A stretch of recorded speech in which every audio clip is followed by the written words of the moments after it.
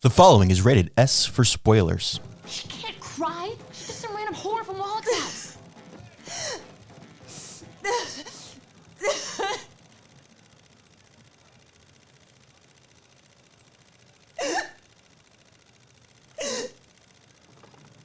Cut. Hiya, I'm Nellie Leroy. So we going again?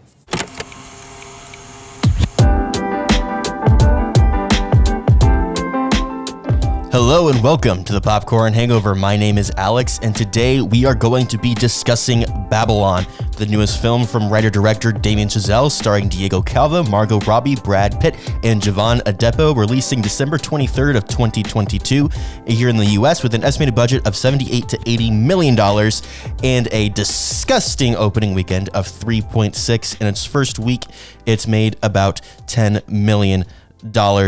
Welcome to the show. Quick disclaimer off the front. I am by myself this week, but I do want to say that this episode is going to contain some topics and some content that is mature and isn't maybe not be suitable or very comfortable for all audiences. So be warned just ahead of time, because this movie is quite intense. I also want to admit my bias right off the front, because Damien Chazelle is my favorite director of all time. La La Land is my favorite movie of all time. Whiplash is my second favorite movie of all time. So going into this, I was very excited for Babylon. I've been following it since I heard that Damien Chazelle got it greenlit in 2019 when it was going to be starring Brad Pitt, Emma Stone, and Tobey Maguire. Really, only one of those people kind of made it to the role I think that they were intended to. I don't know, maybe Tobey Maguire was supposed to play the creepy gangster role. I'm not entirely sure, but yeah, Emma Stone was initially supposed to play the character of Nellie Leroy. At the time, it was supposed to be based on an actual actress at the time, but when Emma Stone had to back out due to COVID reschedulings and wanting to do Cruella, they recast that character and replaced her with Margot Robbie, and then rewrote the character to be a bit more fictitious and to kind of fit the Margot Robbie vibe.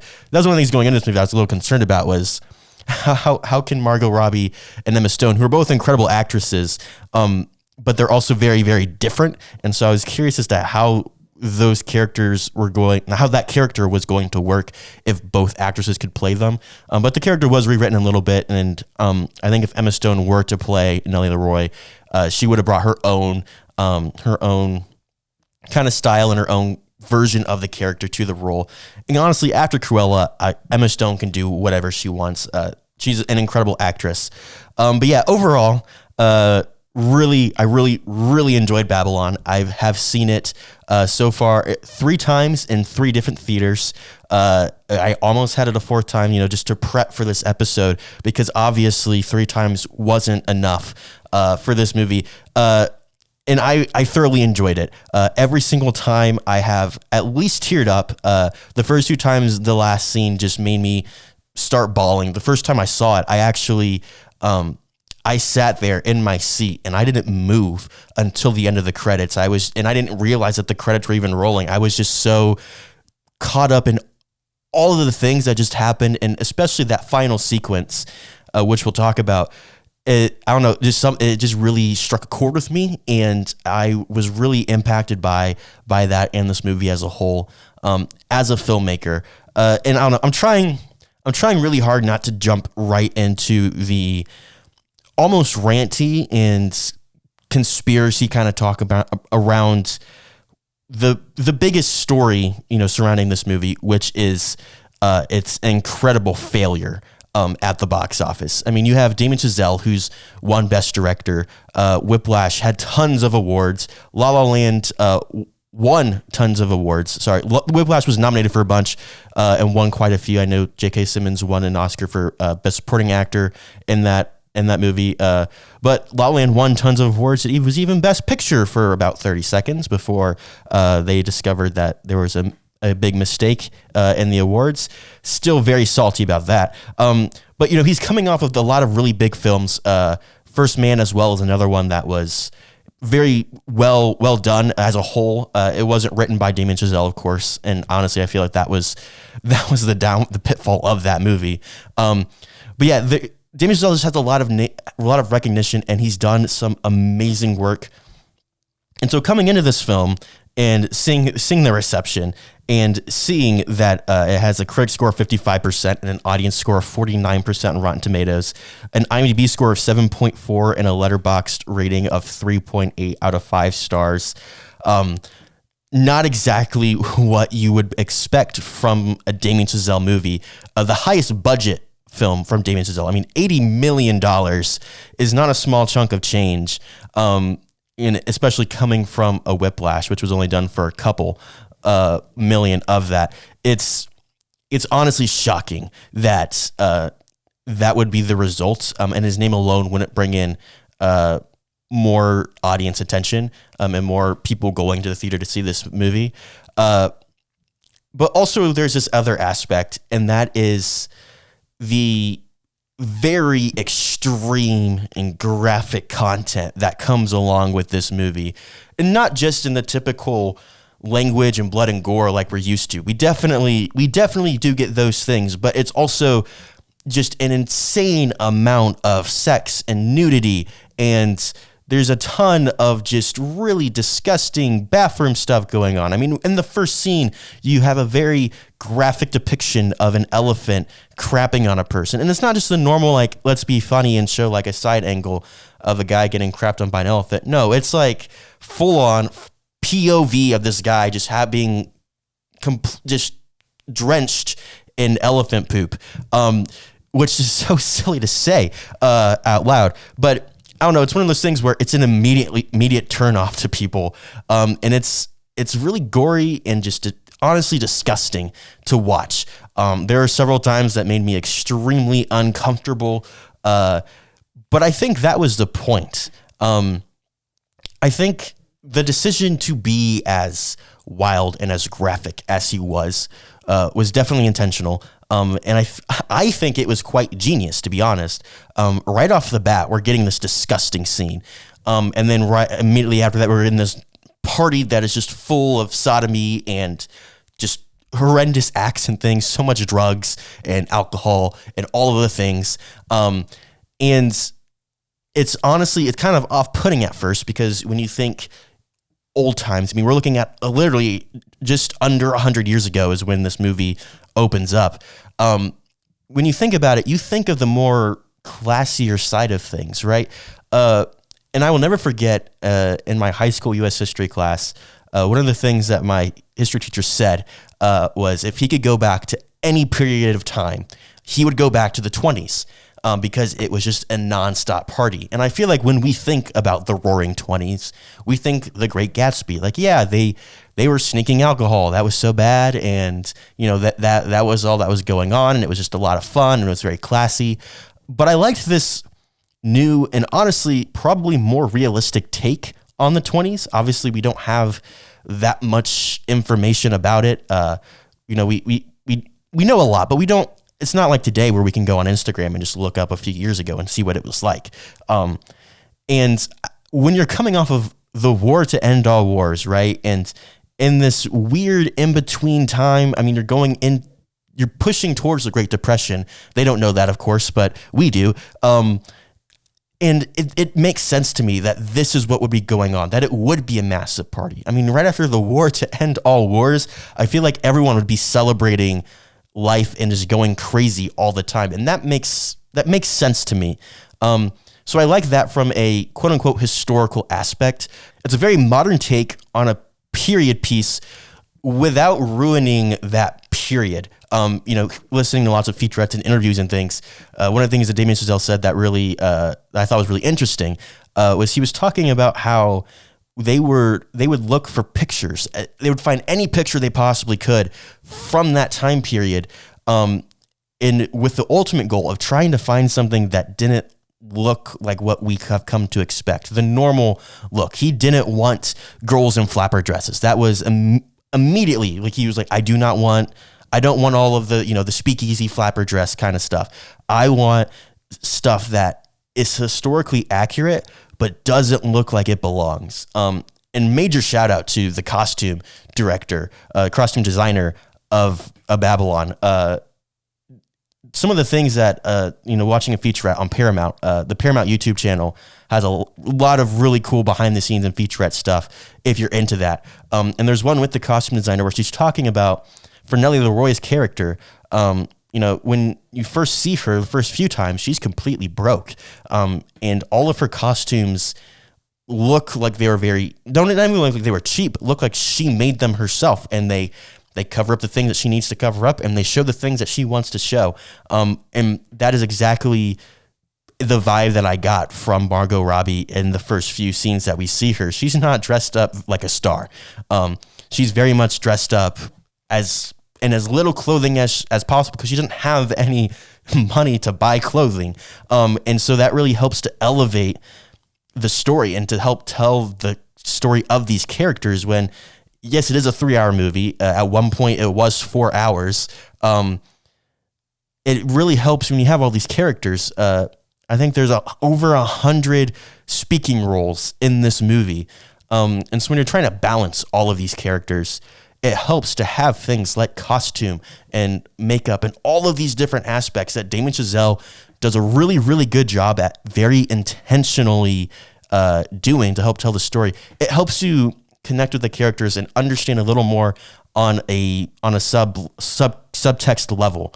And that's one of the reasons you almost have to see this movie 3 times to really start to just digest it all. The third time I saw it, I actually started taking notes in the middle of the theater because there was so much going on. And there were so many things that I was catching and that I didn't want to forget. The amount of parallels in this movie from the beginning to the end, that was a really big thing with this script. Damien Chazelle has been working on this film for about 15 years. And with that, he initially started like production and things in 2019. So he's been working on this script really for a very long time.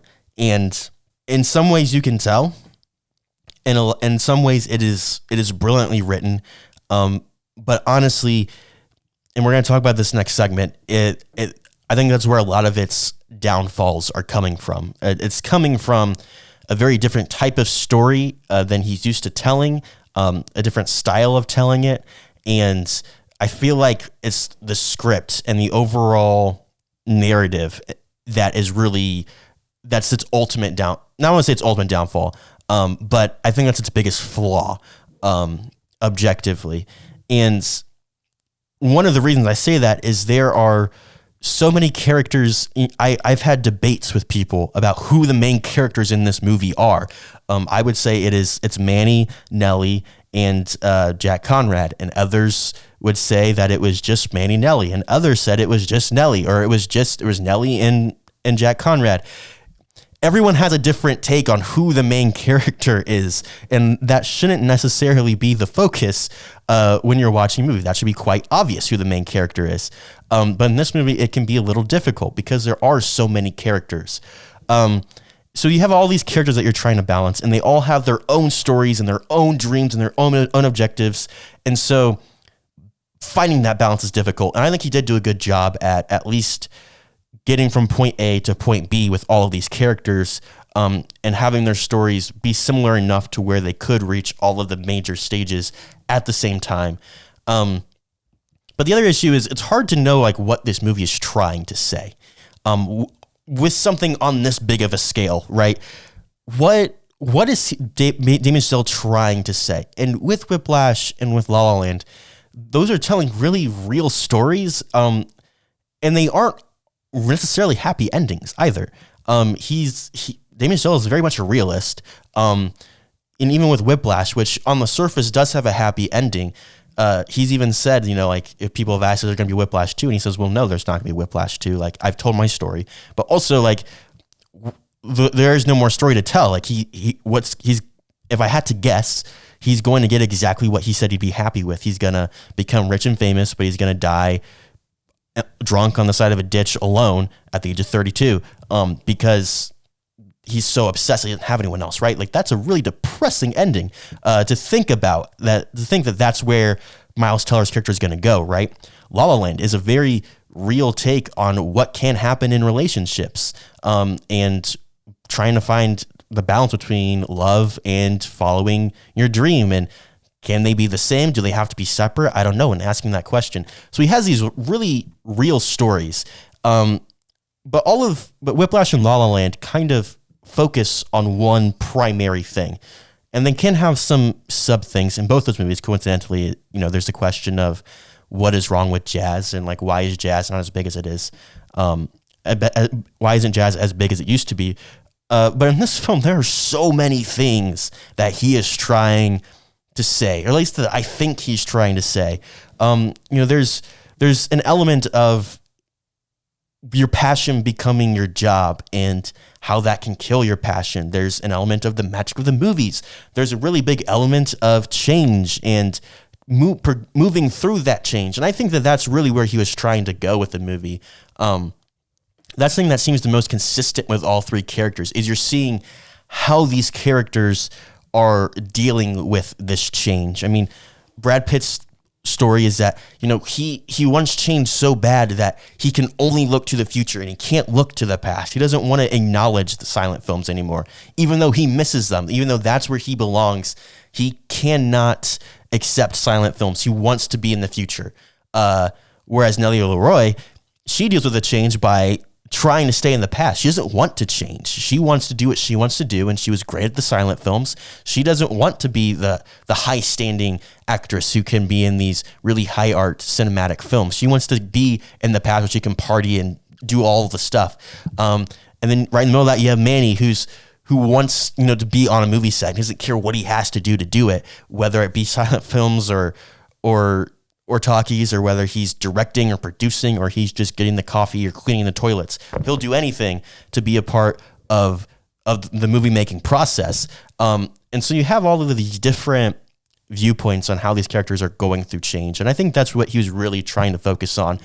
But there's just so many things that he's trying to say, and none of them are entirely clear, and we don't have enough time to say all of the things he's trying to say, but at least make one of them a primary objective, or to make one of them really stand out and to be really fully expressed. And it's not the greatest thing that I'm saying there wasn't enough time to do this in a movie that is a little over 3 hours long. This is not a short film at all. It's very long. The first time I watched it, I really felt the length, and that's partially on my end because I like to check my watch and to kind of see the timing of how things are pacing out. And with Damien Chazelle, everything paces out almost perfectly at like 30 minutes. So at the about 30-minute mark, that's when that first big party sequence is over. And then at the 2-hour mark, that's when we're starting to get to the darkest night. And there's all these very like big points of the story that you have to that there's general rule of thumb that you have to hit at certain points. He does it flawlessly. And so it's kind of fun just to sit there and watch it. Now that's a lot of negative, and I know that I got there because I was trying to talk about why this movie failed, and we're going to get there in a second, but I feel like it makes more sense to jump into the things that I did really, really like about this movie. Number one, this is such a massive technical achievement. And even the biggest critics of this film that I've seen can't help but acknowledge the technical achievement of this film. The massive scale, like I said earlier, that there's over 100 different speaking parts, and those are just the speaking roles where they have maybe a line or two, but just the amount of extras that are here.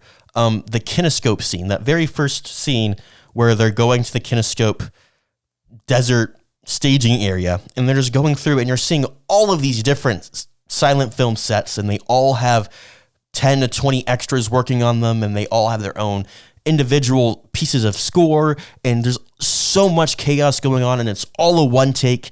The very first time you enter the party, and it's like a 30-second oneer that just goes through all of this stuff, and I started like tearing up just in pure adoration at how someone could pull that off, and trying to find where they maybe had a cut and not being able to find one except for maybe right at the end. It's incredible the way that he's able to orchestrate all of that and to really make that vision come to life. Now, there's the question of, should he have made that vision come to life? And we'll talk about that here in a second. But just the massive technical achievement of this. It looked beautiful. It sounded incredible. some of the best scenes really were elevated because of the sound. I think the one that I could not forget and probably got the biggest laugh out of me was when Brad Pitt's at the urinal and the guy's talking to him about talkies, and already like these guys are peeing very loudly, which is just, that in itself was comical. But then Brad Pitt says, "Do they even want sound in their movies?" And then you get this sound effect of a guy just completely blowing up in one of the toilet stalls, and like it's so self-aware and it's so comedic, and it was a very small thing. But it was I don't know, it was just a great moment, and it was hilarious. And with it being such a big technical achievement, you know, just in other aspects, you just can't take your eyes off of it. The first time I saw the movie, I was sitting in a theater. It was pretty empty because there had been a snowstorm, and there was all, you know, just a massive blizzard came through, and I still trucked out to see this movie that I've been waiting so many years for. And one of the theater workers, you know, comes in to check and make sure everything's okay. And I kid you not, the guy, like, he walked down halfway down the aisle, you know, to make sure everything was good, no one's on their phones and all of that. And then he stopped, he looked at the screen, and I kid you not, looked down to his left, saw no one was sitting in that seat, and sat down and watched the movie for a couple of minutes. Because it's mesmerizing. You have to, there's just so much craziness, and it looks beautiful, and it sounds amazing. And the other thing that was just brilliant about this movie was the acting around the board. This film was acted incredibly. Margot Robbie is definitely going to be getting Best Actress nominations, without a doubt. Brad Pitt could potentially win that. I think if this was a stronger script, I would say absolutely. But I don't know if Brad Pitt's role in this film is going to be big enough to really give him that Best Actor nomination. Diego Calva is relatively new to the scene. This is really like his big breakout role, which is a little unfortunate because of just the low critical reception and the very low box office scores. People may not see this movie as opposed to, you know, the other big breakout role with Austin Butler playing Elvis. I'm worried that maybe he won't get as many opportunities, but this was a fantastic role on his part. He did a fantastic job, and I really connected with Manny on so many different levels, and that was largely in part to Diego Calva. And then you got Jovan Adepo, whose role was a lot smaller, but he did a fantastic job as well. But the thing that I really want to highlight about him is that he did the most actor thing of all, which is just to say yes to anything that anybody asks you. So when Damien Chazelle was hosting auditions for the role of the trumpet player, Sydney, whatever, he very specifically said, "I only want to audition people who know how to play the trumpet already. They don't have to be amazing, but they do know how to play the trumpet." Because that's one of his big things, is he wants it to be as real as possible.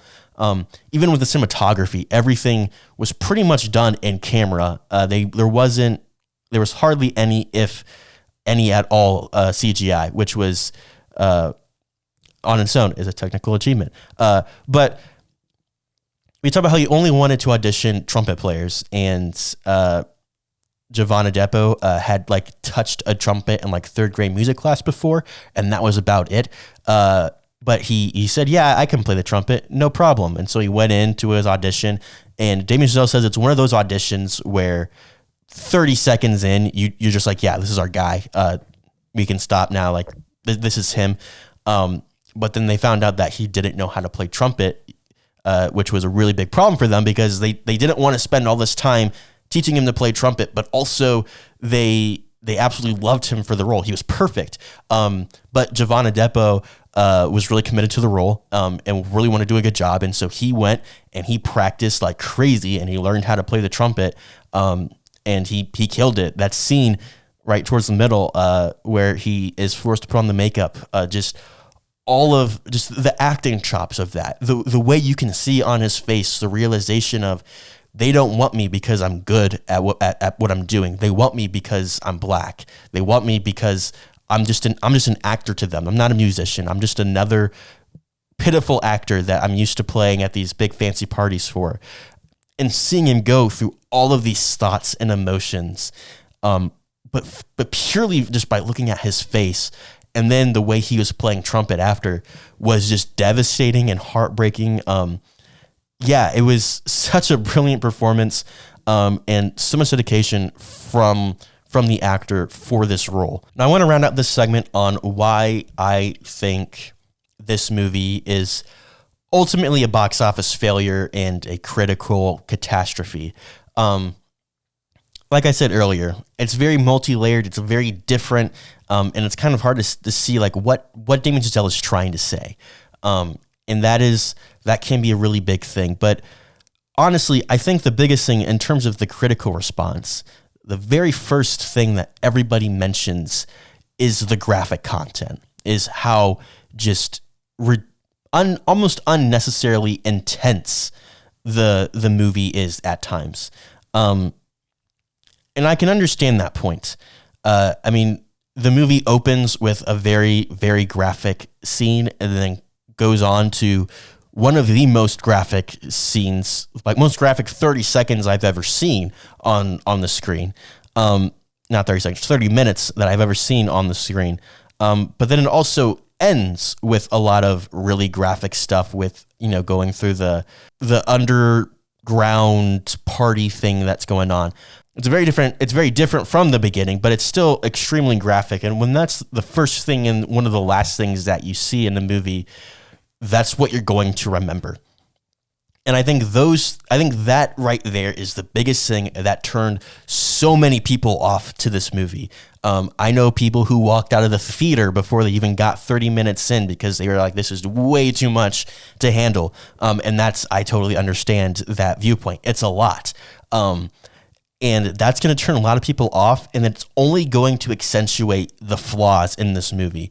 When you're immediately kind of turned off and uncomfortable in a bad way by a movie, that's immediately going to make you look at everything in the worst light possible, because you've already kind of decided in your head that I don't like this. And so everything that goes wrong is going to be extremely wrong.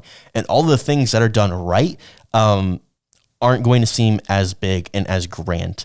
I'm curious to know, and maybe you can let us know over on Instagram, but there's a scene about halfway through where they're doing the big montage of everybody doing the silent films, and Brad Pitt's drunk, but then he turns on and he goes to do like this one big epic final kiss with fireworks in the background and the butterfly lands on him.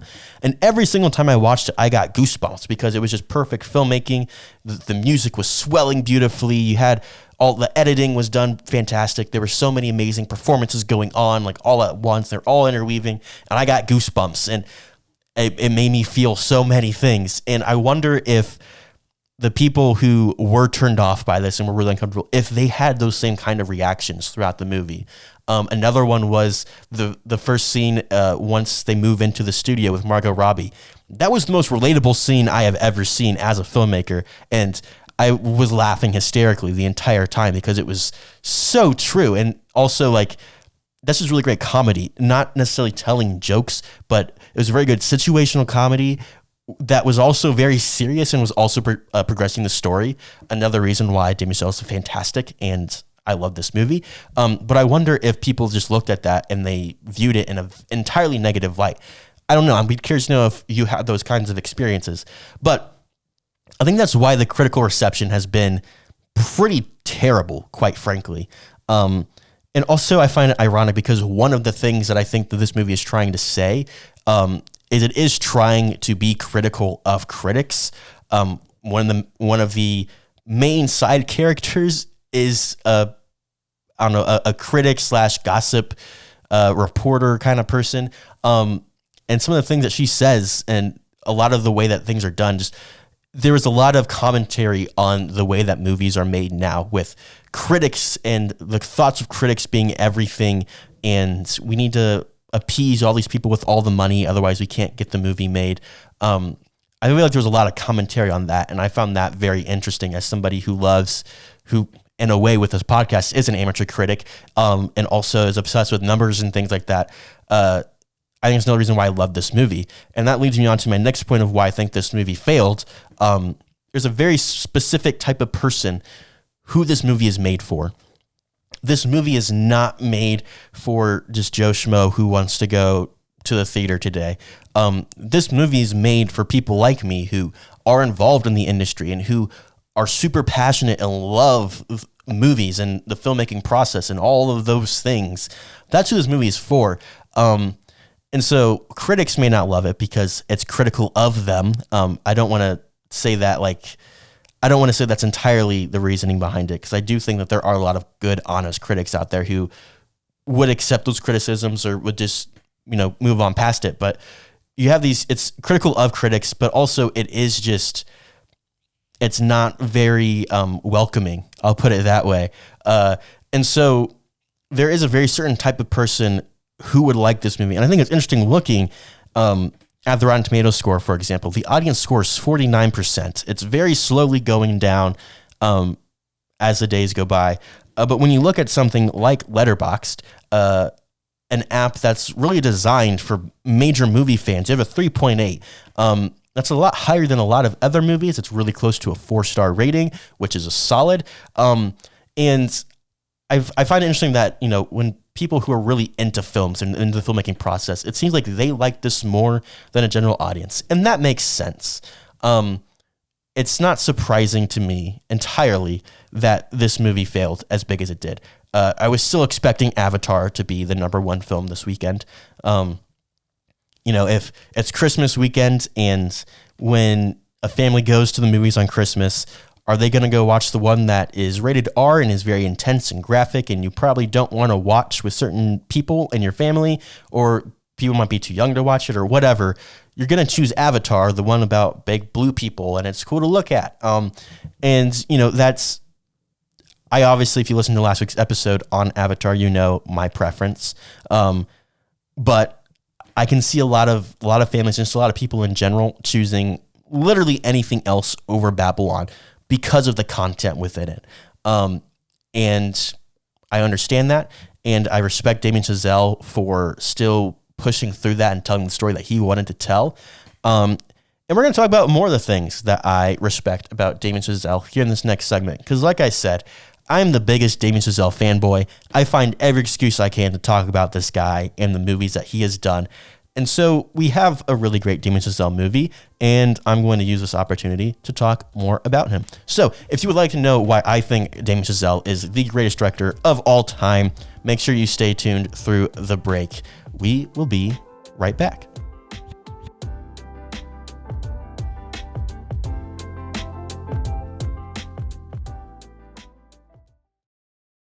Dude, I'm so glad we're doing this. Yeah, for sure. It's been a lot of fun, and it's not as difficult as I thought it would be. No, not at all. Like, Anchor has made it especially easy when it comes to actually getting our podcast out on the air. Because when hosting on Anchor, you can distribute your podcast on all the listening platforms. So easy getting it over to Spotify, getting it to Apple, wherever you're trying to get your podcast to. Yeah, I think we're on like 7 platforms just through Anchor. And not even just the distribution, but even just creating the podcast. Like there's so many recording and editing tools within it. So you can record, edit, add music in, sound effects, all sorts of things directly through Anchor, and it is free. Dude, that's amazing. It's incredible. So if you would like to start your own podcast, just like ours, go to anchor.fm on your desktop device, or you can go on to your mobile app store and download the Anchor app.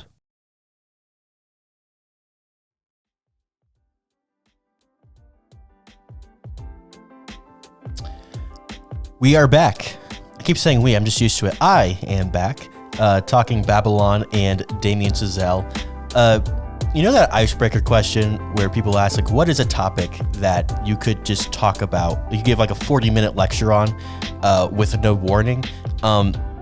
Damien Chazelle and either La La Land, Whiplash, or now Babylon could be those topics. I literally just talked about Babylon for half an hour, and it was very all over the place. But I can do it. That's the point. And we're going to continue to do it for a few more minutes here because Damien Chazelle is such an amazing director. And I feel like sometimes people don't really understand all the things that go into writing and directing a big feature film like this. Babylon is Damien Chazelle's 5th feature film. I've seen 4 of his 5. I really want to see his very first one, Guy Madeline on a park bench, but I cannot find it anywhere. And then, of course, you have Whiplash and La La Land, which he wrote and directed. And then he also directed First Man, starring Ryan Gosling, a couple of years ago. And now we have Babylon. So we have 5 amazing movies. 4 that I can confirm are great from this director. And he is very well beloved by a lot of people. I think Babylon is the perfect example of a movie that really tells us that Damien Chazelle has hit that kind of that really high level of filmmaking, and that level of being an amazing director.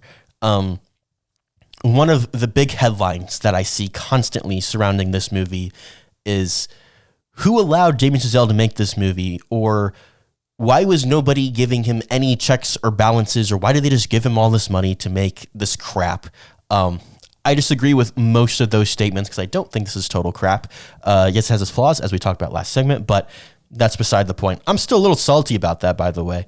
If you couldn't tell, I want people to love this movie and to see this movie in the way that I do. It's great and it's amazing and I love it.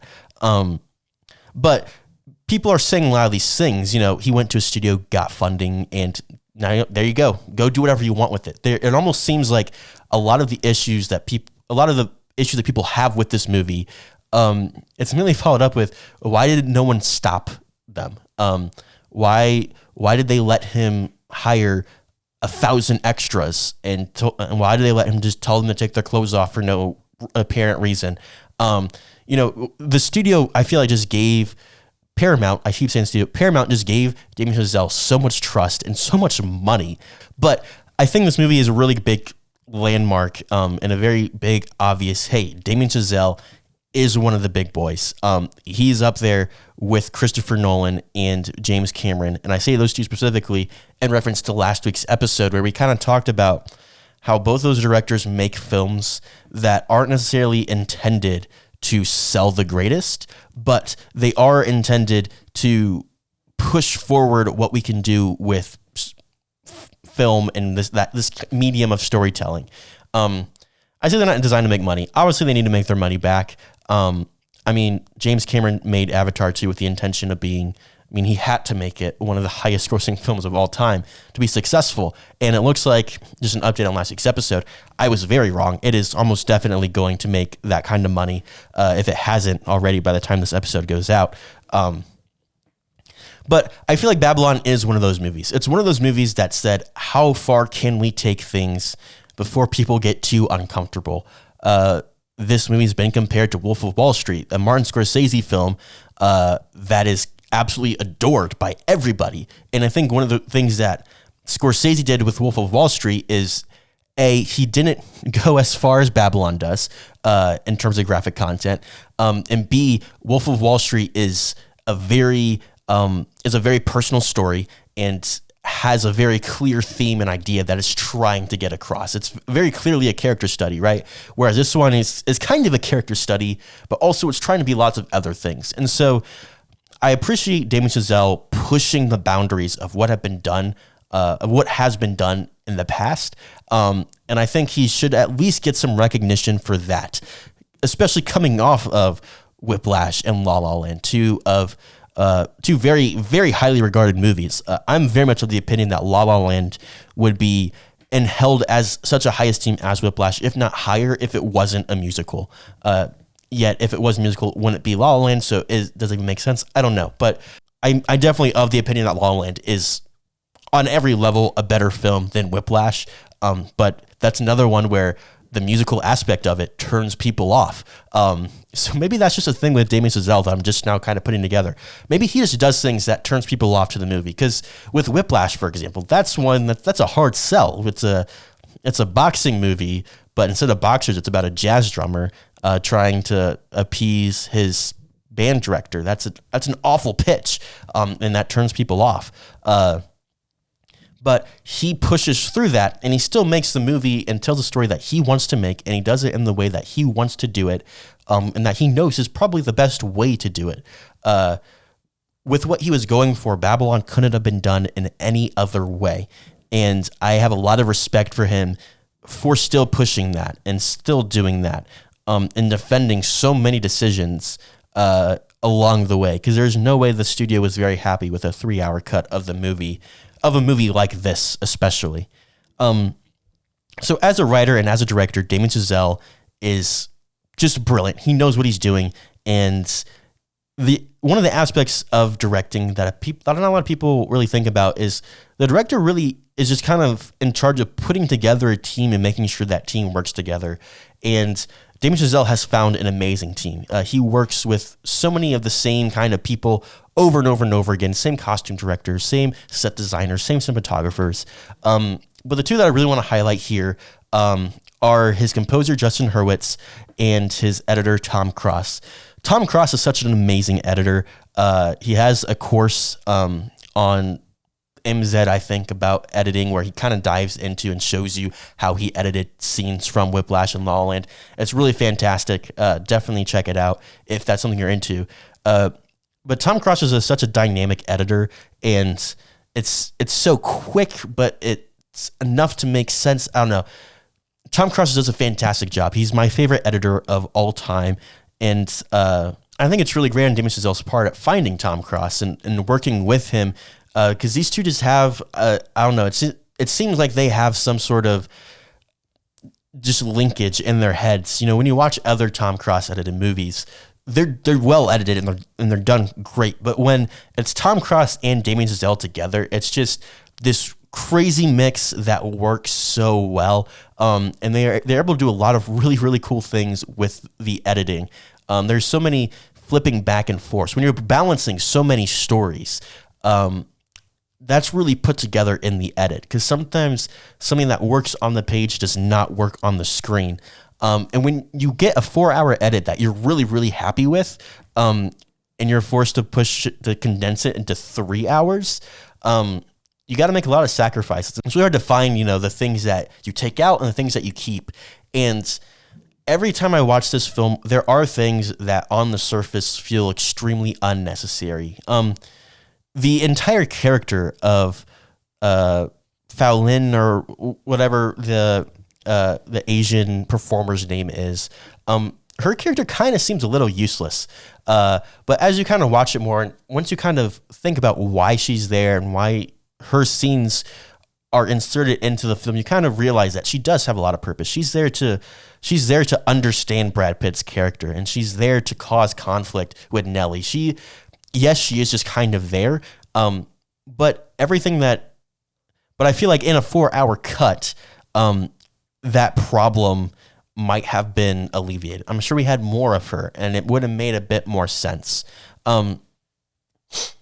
And so the fact that Tom Cross is still able to find scenes that gave her purpose and were still able to allow her to be a part of the story without entirely cutting her out, I think he did a fantastic job with that limitation of keeping this movie condensed to 3 hours long, which again is kind of ridiculous to say, keeping it condensed to 3 hours, because that is a very long movie.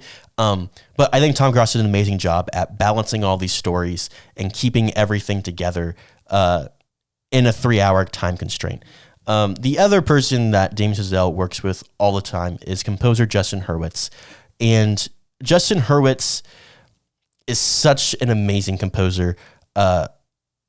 This movie in particular, there are so many things where he 100% ripped off other things that he's worked on. The track Champagne, for example, is literally Another Day of Sun. It's the same chord progression, but they took the third and fourth chords and they flipped them around. And it's almost eerie. The ending of the Gold Coast rhythm lick is the same lick that is used in Someone in the Crowd from La La Land. The ending sequence with all the movies, in the background, you hear the drums that are 100%, without a doubt in my mind, the exact same drum track from Whiplash, which is maybe very intentional to reference your own movie in a sequence honoring movies without explicitly doing it. I've watched that movie and I listened to that soundtrack so many times. There's not a doubt in my mind that is the ending of Caravan, there at the end of the movie. So, and I need to stop for a second because I just talked about Tom Cross and great editing, and I did not talk about the final movie sequence that has made me tear up every single time. That sequence was so just freaking insane, and I've actually seen people complain about it, and they're like, "Why is this here? It doesn't make any sense." But the whole movie is, if I had to sum up Babylon in one sentence, I would say it's honoring the past while celebrating the future. And that's what that sequence was. It was showing us all these clips from all these different eras of filmmaking and showing just all of these people with all of their own stories. You know, they all had very similar dreams to Manny. They all wanted to be a part of something bigger. And even though things may not have been perfect for them, or things they may have felt small at times, when you look at this grander narrative of filmmaking and the vast history of it, everybody played a massive role, regardless of how small it felt at the time. Everybody helped, and everybody was a part of it, and we were able to grow, and we were able to tell newer stories and greater faraway lands. And it was celebrating that, but it was also honoring the simplicity of it. Just look, here's some red, green, and blue, and that's it. That's everything that you see. It just comes from these three colors, and it's so simple. And I don't know, it was just every single time it hit me so hard in the feels.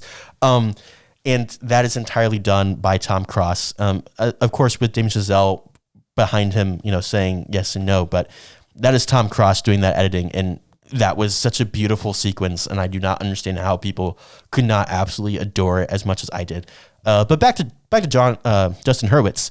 One of the reasons that Justin Hurwitz is able to do so well with his scores on Damien Chazelle films specifically is because Damien Chazelle just has an incredible sense of musicality. Everything he does just feels very musical. And I mean, you can see that. I mean, Whiplash and La La Land are essentially both musicals. I don't like calling Whiplash a musical, but it's a very musical film. But Damien Chazelle has a ton of musicality in his head. And I almost feel like he thinks musically. The way that he edits with Tom Cross is very rhythmic, and there's definitely a very clear pulse. But another thing that Damien Chazelle does that I think is brilliant and more directors need to be doing is he talks to Justin Hurwitz at the start of everything. Justin Hurwitz received this script in the fall of 2019 before it had really been given any budget. Like when he was starting to pitch the script to people, he was also giving it to Justin Hurwitz to start working on. The soundtrack for this movie is about 2 hours long.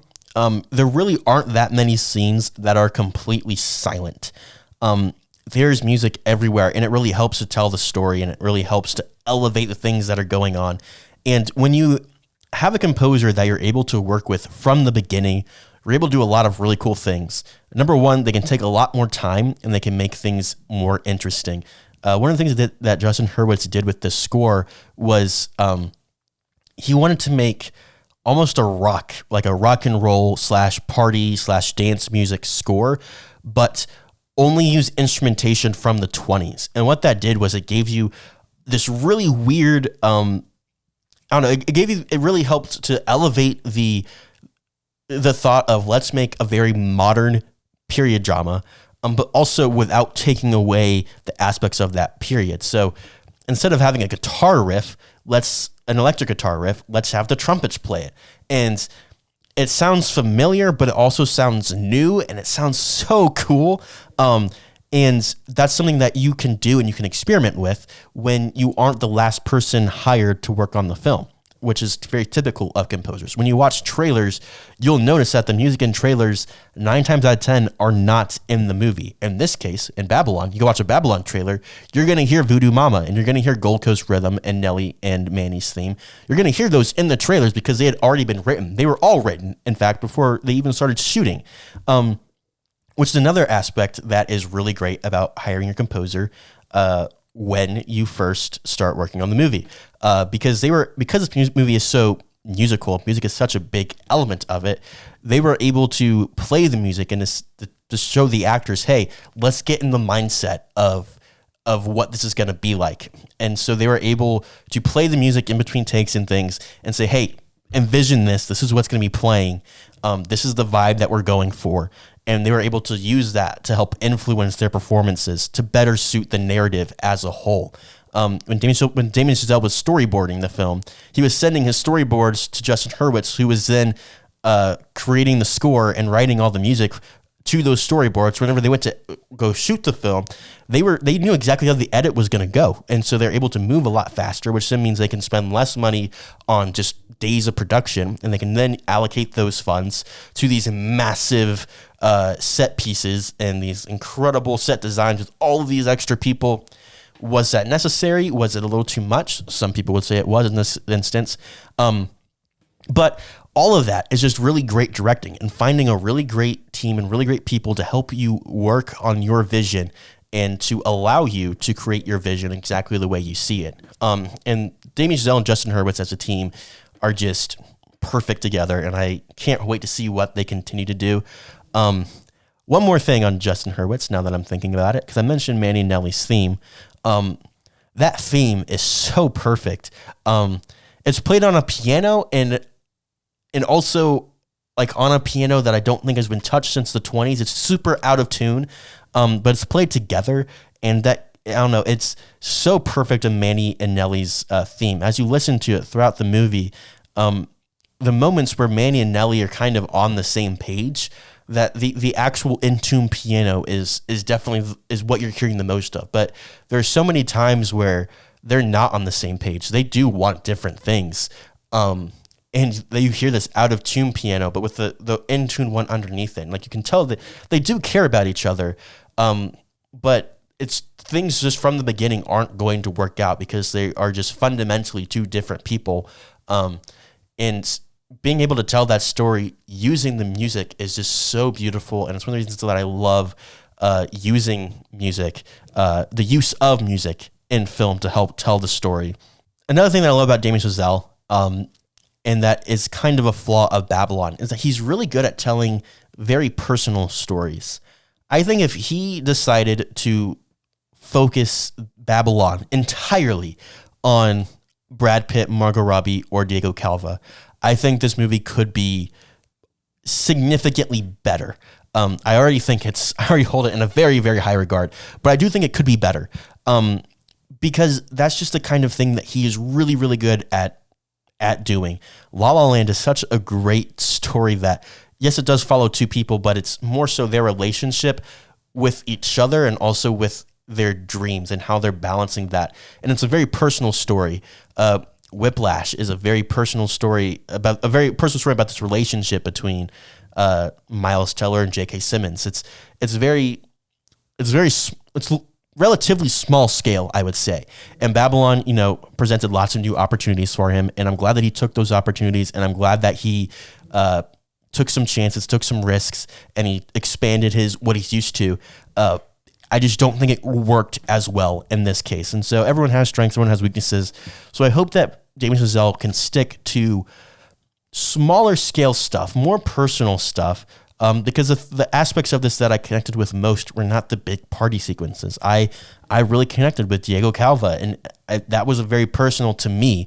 Other people are going to connect to other characters, but he's really, really good at just the personal storytelling and finding these really, really personable stories that help you just absolutely love the characters, even when they're wrong, even when they're doing terrible things.